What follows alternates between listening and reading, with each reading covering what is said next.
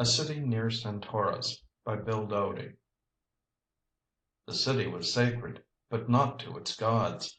Michelson was a god, but far from sacred. Crouched in the ancient doorway, like an animal peering out from his burrow, Mr. Michelson saw the native. At first he was startled, thinking it might be someone else from the earth settlement who had discovered the old city before him. Then he saw the glint of sun against the metallic skirt, and relaxed. He chuckled to himself, wondering with amusement what a web-footed man was doing in an old dead city so far from his people. Some facts were known about the people of Alpha Centaurus, too. They were not actually natives, he recalled. They were a colony from the fifth planet of the system. They were a curious people. Some were highly intelligent, though uneducated. He decided to ignore the man for the moment. He was far down the ancient street, a mere speck against the sand. There would be plenty of time to wonder about him. He gazed out from his position at the complex variety of buildings before him. Some were small, obviously homes. Others were huge, with tall, frail spires standing against the pale blue sky. Square buildings, ellipsoid, spheroid. Beautiful, dream-stuffed bridges connected tall, conical towers, bridges that still swung in the wind after 500,000 years. Late afternoon sunlight shone against ebony surfaces. The sands of many centuries had blown down the wide streets and filled the doorways. Desert plants grew from roofs of smaller buildings. Ignoring the native, Mr. Michelson poked about among the ruins happily, exclaiming to himself about some particular artifact, marveling at its state of preservation, holding it this way and that to catch the late afternoon sun, smiling, clucking gleefully. He crawled over the rubble, through old doorways half filled with the accumulation of ages. He dug experimentally in the sand with his hands, like a dog, under a roof that had weathered 500,000 years of rain and sun. Then he crawled out again, covered with dust and cobwebs. The native stood in the street less than 100 feet away, waving his arms madly. "Mr. Earth God," he cried, "it is sacred ground where you are trespassing." The archaeologist smiled, watching the man hurry closer. He was short, even for a native. Long gray hair hung to his shoulders, bobbing up and down as he walked. He wore no shoes. The toes of his webbed feet dragged in the sand, making a deep trail behind him. He was an old man. "You never told us about this old dead city," Michelson said, chidingly. "Shame on you. But never mind. I've found it now. Isn't it beautiful?" "Yes, beautiful. You will leave now?" "Leave?" Michelson asked, acting surprised as if the man were a child. "I just got here a few hours ago." "You must go." "Why? Who are you?"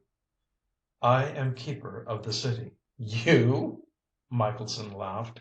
Then, seeing how serious the native was, said, "What makes you think a dead city needs a keeper?" "The spirits may return." Michelson crawled out of the doorway and stood up. He brushed his trousers. He pointed. "See that wall? Built of some metal, I'd say. Some alloy, impervious to rust and wear." "The spirits are angry."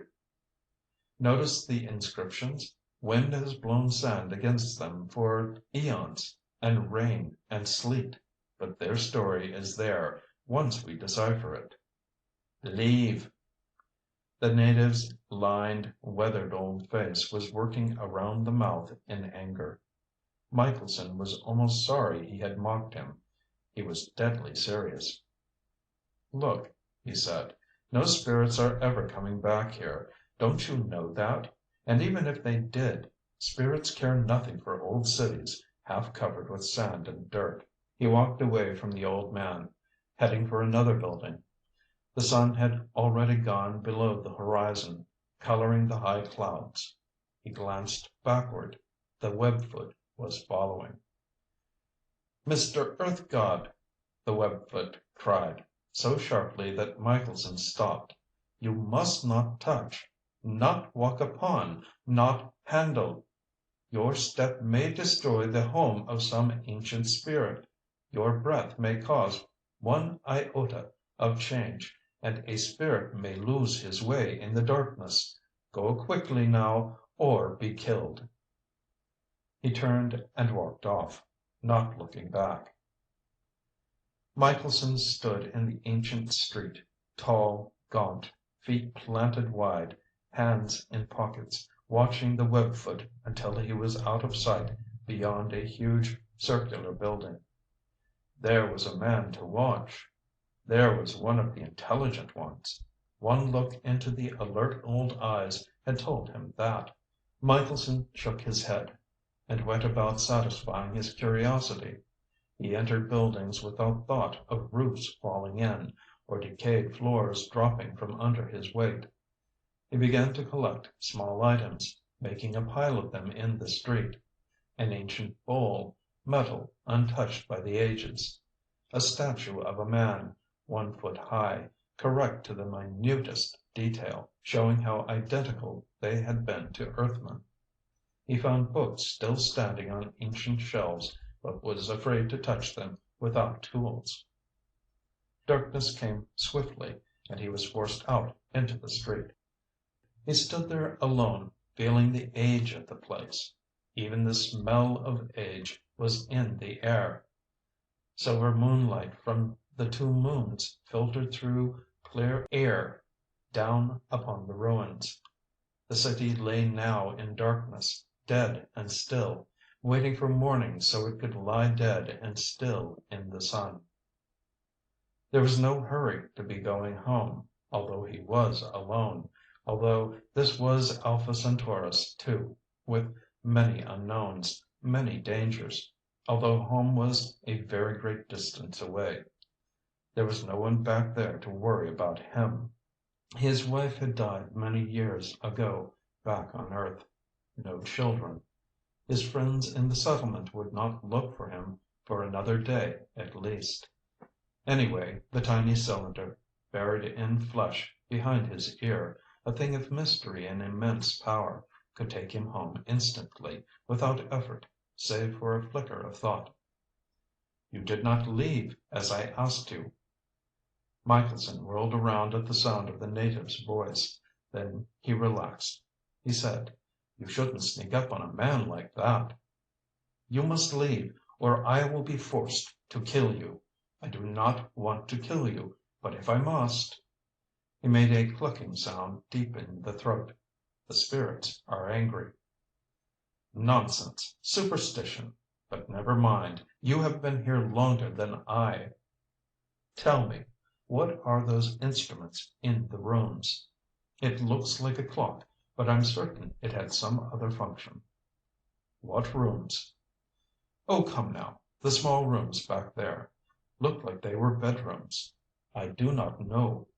The webfoot drew closer. Michelson decided he was 60 or 70 years old, at least. "You've been here a long time. You are intelligent, and you must be educated, the way you talk. That gadget looks like a timepiece of some sort. What is it? What does it measure?" "I insist that you go."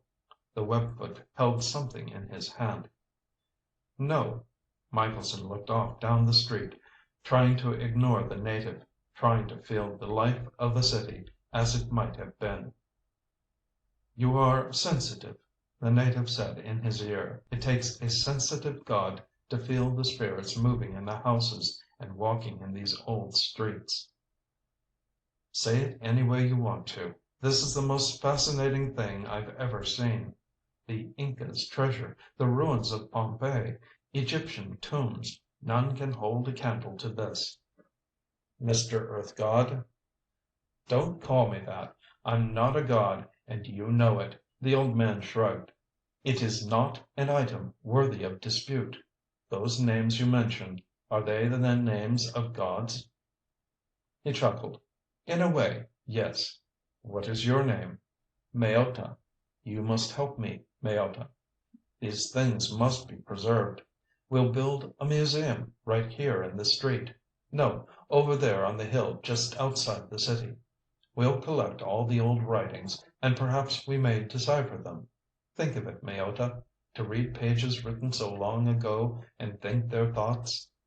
We'll put everything under glass, build and evacuate chambers to stop the decay, catalog, itemize. Michelson was warming up to his subject, but Maota shook his head like a waving palm frond and stamped his feet. You will leave now. Can't you see? Look at the decay. These things are priceless. They must be preserved. Future generations will thank us. Do you mean, the old man asked, aghast, that you want others to come here? You know the city abhors the sound of alien voices. Those who lived here may return one day. They must not find their city packaged and preserved and laid out on shelves for the curious to breathe their foul breaths upon. You will leave now.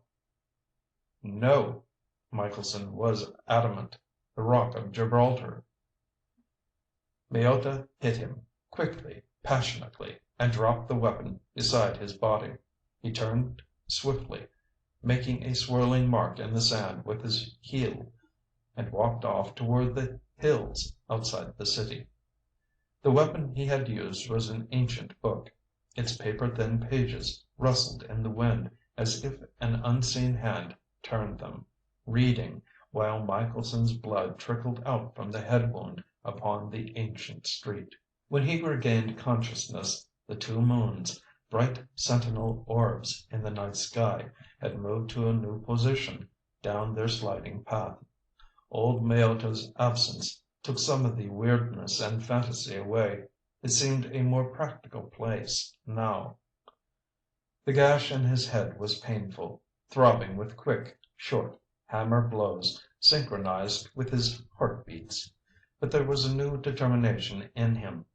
If it was a fight that the old web-footed fool wanted, a fight he would get. The cylinder flicked him, at his command, across 500 miles of desert and rocks to a small creek he remembered. Here he bathed his head in cold water until all the caked blood was dissolved from his hair. Feeling better, he went back. The wind had turned cool. Michelson shivered, wishing he had brought a coat. The city was absolutely still except for small gusts of wind sighing through the frail spires. The ancient book still lay in the sand beside the dark spot of blood. He stooped over and picked it up. It was light, much lighter than most earth books. He ran a hand over the binding. Smooth it was, untouched by time or climate. He squinted at the pages, tilting the book to catch the bright moonlight, but the writing was alien. He touched the page, ran his forefinger over the writing. Suddenly he sprang back. The book fell from his hands. God in heaven! He exclaimed. He had heard a voice. He looked around at the old buildings down the length of the ancient street. Something strange about the voice. Not Maota. Not his tones. Not his words. Satisfied that no one was near, he stooped and picked up the book again. Good God, he said aloud. It was the book talking. His fingers had touched the writing again. It was not a voice, exactly, but a stirring in his mind, like a strange language heard for the first time. A talking book.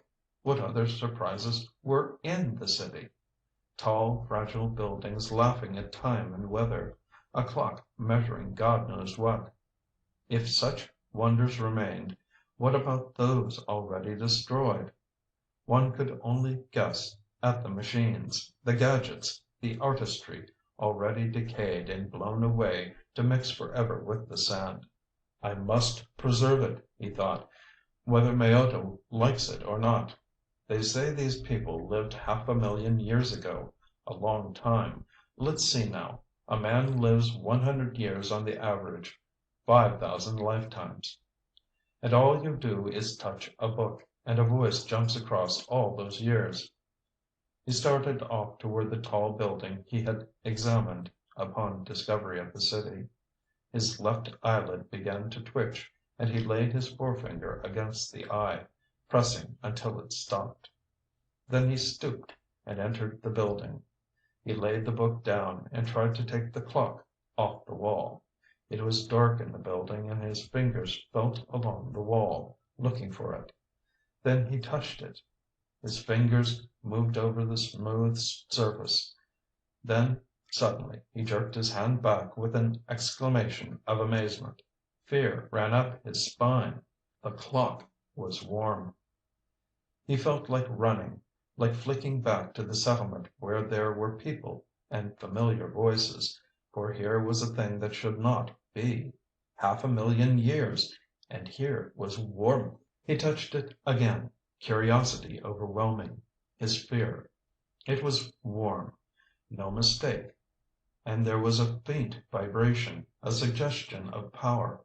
He stood there in the darkness, staring off into the darkness, trembling. Fear built up in him until it was a monstrous thing, drowning reason. He forgot the power of the cylinder behind his ear. He scrambled through the doorway. He got up and ran down the ancient sandy street until he came to the edge of the city. Here he stopped, gasping for air, feeling the pain throb in his head. Common sense said that he should go home, that nothing worthwhile could be accomplished at night, that he was tired, that he was weak from loss of blood and fright and running. But when Michelson was on the trail of important discoveries, he had no common sense. He sat down in the darkness, meaning to rest a moment. When he awoke, dawn was red against thin clouds in the east. Old Mayotta stood in the street with webbed feet planted far apart in the sand, a weapon in the crook of his arm. It was a long tube affair, familiar to Michelson. Michelson asked, "Did you sleep well?" "No." "I'm sorry to hear that. How do you feel?" "Fine, but my head aches a little." "Sorry," Mayotta said. "For what?" "For hitting you. Pain is not for gods like you." Michelson relaxed somewhat. "What kind of man are you? First you try to break my skull, then you apologize." "I abhor pain. I should have killed you outright." He thought about that for a moment, eyeing the weapon. It looked in good working order, slim and shiny and innocent. It looked like a glorified African blowgun. But he was not deceived by its appearance. It was a deadly weapon. "Well," he said, "before you kill me, tell me about the book." He held it up for Mayotta to see. "What about the book?" "What kind of book is it?" "What does Mr. Earth God mean? What kind of book? You have seen it. It is like any other book, except for the material and the fact that it talks." "No, no. I mean, what's in it?" "Poetry." "Poetry? For God's sake, why poetry? Why not mathematics or history? Why not tell how to make the metal of the book itself? Now there is a subject worthy of a book." Mayotta shook his head. "One does not study a dead culture to learn how they made things, but how they thought. But we are wasting time. I must kill you now, so I can get some rest." The old man raised the gun. "Wait! You forgot that I also have a weapon." He pointed to the spot behind his ear where the cylinder was buried. "I can move faster than you can fire the gun." Mayotta nodded. "I have heard how you trouble. It does not matter. I will kill you anyway." "I suggest we negotiate." "No." "Why not?" Mayotta looked off toward the hills. Old eyes filmed from years of sand and wind, leather skin lined and pitted. The hills stood immobile, brown gray, already shimmering with heat, impotent. "Why not?" Michelson repeated. "Why not what?" Mayotta dragged his eyes back. "Negotiate." "No." Mayotta's eyes grew hard as steel. They stood there in the sun, not 20 feet apart, hating each other. The two moons, very pale and far away on the western horizon, stared like two bottomless eyes. "All right, then. At least it's a quick death. I hear that thing just disintegrates a man. Phtt! And that's that." Michelson prepared himself to move if the old man's finger slid closer toward the firing stud. The old man raised the gun. "Wait!" "Now what?" "At least read some of the book to me before I die, then." The gun wavered. "I am not an unreasonable man," the webfoot said. Michelson stepped forward, extending his arm with the book. "No, stay where you are. Throw it." "This book is priceless. You just don't go throwing such valuable items around." "It won't break. Throw it." Michelson threw the book. It landed at Mayoda's feet, spouting sand against his leg. He shifted the weapon, picked up the book and leafed through it, raising his head in a listening attitude, searching for a suitable passage. Michelson heard the thin, metallic pages rustle softly. He could have jumped and seized the weapon at that moment, but his desire to hear the book was strong. Old Mayoto read. Michelson listened. The cadence was different, the syntax confusing, but the thoughts were there. It might have been a professor back on Earth reading to his students. Keats, Shelley, Browning. These people were human, with human thoughts and aspirations. The old man stopped reading. He squatted slowly, keeping Michelson in sight, and laid the book face up in the sand. Wind moved the pages. "See," he said, "the spirits read. They must have been great readers, these people. They drink the book as if it were an elixir. See how gentle. They lap at the pages like a new kitten tasting milk." Michelson laughed. "You certainly have an imagination." "What difference does it make?" Mayoda cried, suddenly angry. "You want to close up all these things in boxes for a posterity who may have no slightest feeling or appreciation. I want to leave the city as it is, for spirits whose existence I cannot prove." The old man's eyes were furious now, deadly.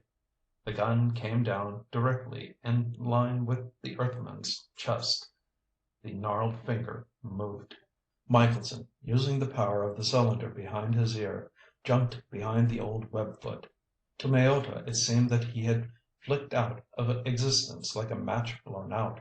The next instant Michelson spun him around and hit him. It was an inexpert fist, belonging to an archaeologist, not a fighter. But Mayoda was an old man.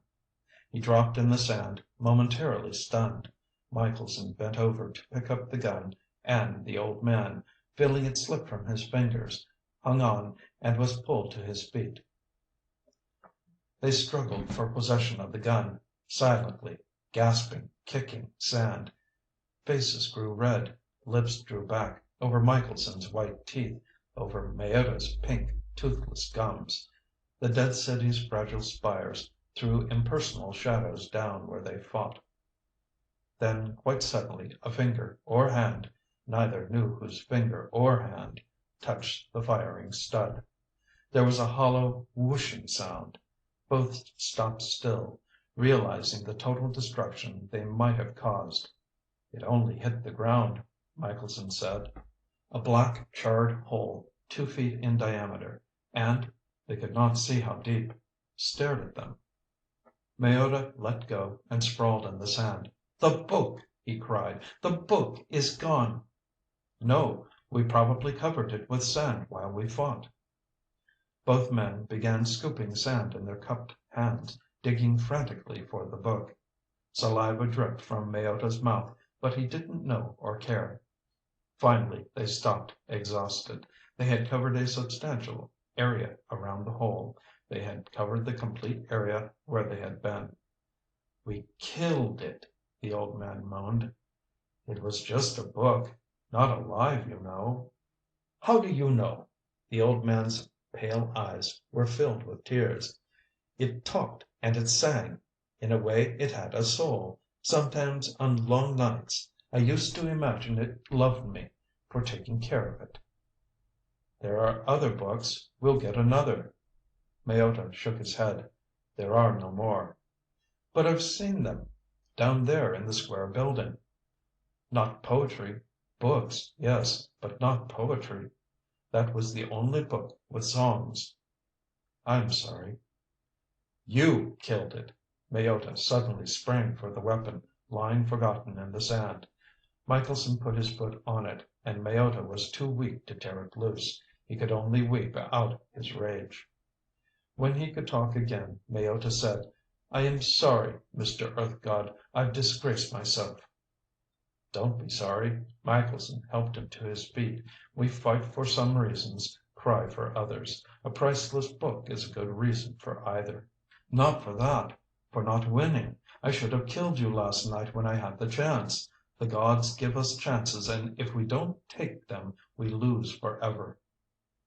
"I told you before. We are on the same side. Negotiate. Have you never heard of negotiation?" "You are a god," Mayotta said. "One does not negotiate with gods. One either loves them or kills them." "That's another thing. I am not a god. Can't you understand?"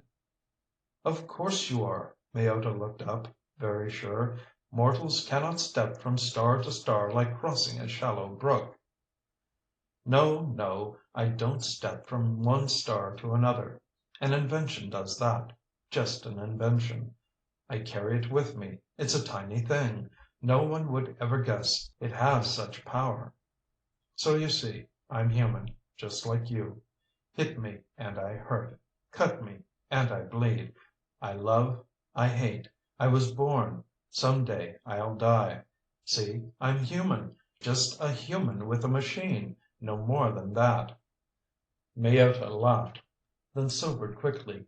"You lie." "No." "If I had this machine, could I travel as you?" "Yes." "Then I'll kill you and take yours." "It would not work for you." "Why?" "Each machine is tailored for each person." The old man hung his head. He looked down into the black, charred hole. He walked all around the hole. He kicked at the sand, looking half-heartedly again for the book. "Look," Michelson said, "I'm sure I've convinced you that I'm human. Why not have a try at negotiating our differences?" He looked up, his expressive eyes, deep, resigned, studied Michelson's face. Finally he shook his head sadly. "When we first met, I hoped we could think the ancient thoughts together, but our paths diverge. We have finished, you and I." He turned and started off. Shoulders slumped dejectedly. Michelson caught up to him. "Are you leaving the city?" "No." "Where are you going?" "Away. Far away." Mayotta looked off toward the hills, eyes distant. "Don't be stupid, old man. How can you go far away and not leave the city?" "There are many directions you would not understand." "East, west, north, south, up, down?" "No, no. There is another direction. Come, if you must see." Michelson followed him far down the street. They came to a section of the city he had not seen before. Buildings were smaller, spires dwarfed against larger structures. Here a path was packed in the sand, leading to a particular building. Michelson said, "This is where you live?" "Yes." Mayotta went inside. Michelson stood in the entrance and looked around. The room was clean, furnished with handmade chairs and a bed. "Who is this old man?" he thought. Far from his people, living alone, choosing a life of solitude among ancient ruins, but not touching them. Above the bed a clock was fastened to the wall. Michelson remembered his fright, thinking of the warmth where warmth should not be. Mayotta pointed to it. "You asked about this machine," he said. "Now I will tell you." He laid his hand against it. "Here is power to follow another direction." Michelson tested one of the chairs to see if it would hold his weight, then sat down. His curiosity about the instrument was colossal, but he forced a short laugh. "Mayotta, you are complex. Why not stop all this mystery nonsense and tell me about it? You know more about it than I." "Of course." Mayotta smiled a toothless, superior smile. "What do you suppose happened to this race?" "You tell me." "They took the unknown direction. The books speak of it. I don't know how the instrument works, but one thing is certain. The race did not die out, as a species becomes extinct." Michelson was amused, but interested. "Something like a fourth dimension?" "I don't know. I only know that with this instrument there is no death. I have read the books that speak of this race, this wonderful people who conquered all disease, who explored all the mysteries of science, who devised this machine to cheat death. See this button here on the face of the instrument? Press the button and—" "And what?" "I don't know exactly, but I have lived many years. I have walked the streets of this city and wondered and wanted to press the button. Now I will do so." Quickly the old man, still smiling, pressed the button. A high-pitched whine filled the air, just within audio range. Steady for a moment, it then rose in pitch, passing beyond hearing quickly. The old man's knees buckled. He sank down, fell over the bed, lay still. Michelson touched him cautiously, then examined him more carefully. No question about it. The old man was dead. Feeling depressed and alone, Michelson found a desert knoll outside this city, overlooking the tall spires that shone in the sunlight and gleamed in the moonlight.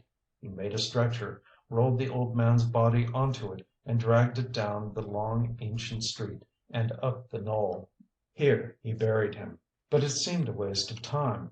Somehow he knew beyond any doubt that the old native and his body were completely disassociated, in some sense more complete than death. In the days that followed he gave much thought to the clock. He came to the city every day. He spent long hours in the huge square building with the books. He learned the language by sheer bulldog determination. Then he searched the books for information about the instrument. Finally, after many weeks, long after the winds had obliterated all evidence of Mayotta's grave on the knoll, Michelson made a decision. He had to know if the machine would work for him. And so one afternoon, when the ancient spires threw long shadows over the sand, he walked down the long street and entered the old man's house. He stood before the instrument, trembling, afraid, but determined. He pinched his eyes shut tight like a child and pressed the button. The high-pitched whine started.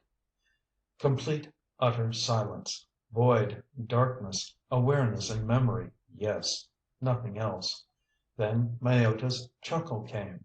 No sound, an impression only, like the voice from the ancient book. Where was he? There was no left or right, up or down. Mayotta was everywhere. Nowhere. "Look." Mayotta's thought was directed at him in this place of no direction. "Think of the city and you will see it." Michelson did, and he saw the city beyond, as if he were looking through a window. And yet he was in the city, looking at his own body. Mayotta's chuckle again. "The city will remain as it is. You did not win after all." "Neither did you." "But this existence has compensations," Mayotta said. "You can be anywhere, see anywhere on this planet, even on your Earth." Michelson felt a great sadness, seeing his body lying across the old home-made bed. He looked closer. He sensed a vibration or life force, he didn't stop to define it, in his body. Why was his dead body different from old Mayotta's? Could it be that there was some thread stretching from the reality of his body to his present state? No one can go back. "I don't like your thoughts," Mayotta said. "No one can go back. I tried. I have discussed it with many who are not presently in communication with you. No one can go back." Michelson decided he'd try. "No, no." Mayota's thought was prickled with fear and anger. Michelson did not know how to try, but he remembered the cylinder and gathered all the force of his mind, in spite of Mayota's protests, and gave his most violent command. At first he thought it didn't work. He got up and looked around. Then it struck him. He was standing up. The cylinder. He knew it was the cylinder. That was the difference between himself and Mayotta. When he used the cylinder, that was where he went, the place where Mayotta was now. It was a door of some kind, leading to a path of some kind where distance was non-existent. But the clock was a mechanism to transport only the mind to that place. To be certain of it, he pressed the button again, with the same result as before. He saw his own body fall down. He felt Mayota's presence. "You devil!" Mayota's thought scream was a sort of hate and anger, irrational, suddenly, like a person who knows his loss is irrevocable. "I said you were a god! I said you were a god! I said you were a god!" End of A City Near Centaurus by Bill Doede.